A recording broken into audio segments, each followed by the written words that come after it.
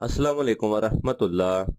جب ماہ رمضان المبارک کا چاند نظر آئے تو اس وقت جو شخص سورت محمد کی تلاوت کرے، بعد تلاوت کے تلوار یا باغ یا سبز زار دیکھنا اور اپنے اہل و عیال پر یہ کلمہ للہ الحمد کہہ کر نظر ڈالنا بہت مبارک ثابت ہوتا ہے۔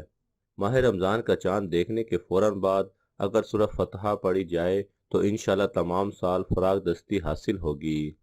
ہلال رمضان دیکھ کر اگر یہ کلمہ پڑھا جائے، یا اسرافیلو یا میکائیلو یا ستارو یا غفارو، پھر اپنے مقصد کو دل میں 7 مرتبہ دہرائے، بعد میں دعا کرو یا 7 تاریخ تک جاری رکھے، ناغہ نہ ہونے پائے۔ اس کے بعد ہمیشہ ہر ماہ چاند کے پہلے 7 دنوں میں اس عمل کو معمول بنا لیا جائے تو دوسرے رمضان تک چلہ پورا ہو جائے گا۔ اس عمل کی برکت سے اللہ پاک ایک سال میں غنی کر دے گا، بے حد دولت سے نوازے گا، چاروں جانب سے رزق و روزی کے دروازے کھل جائیں گے۔